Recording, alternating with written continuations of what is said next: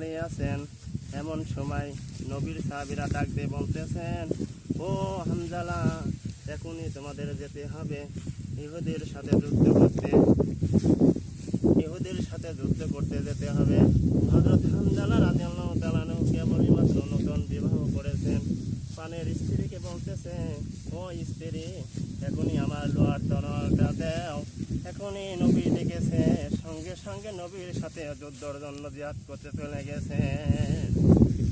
ইহুদের সাথে যুদ্ধ করতে করতে অনেকগুলো সাহাবী, অনেকগুলো কাফেরকে দুনিয়া থেকে বিদায় করে দিলেন। অনেকগুলো সাহাবীও শহীদ হয়ে গেলেন। শহীদ হওয়ার পরে অনেক সাহাবীকে খুঁজে পেলেন। নবীজি বলতেছে, ও আমার সাহাবীরা, দেখো তো সবার লাশ তো পাওয়া যায়, কিন্তু হানজালার লাশ তো পাওয়া যায় না। হযরত হানজালার লাশ আর কোথাও পাওয়া যায় না।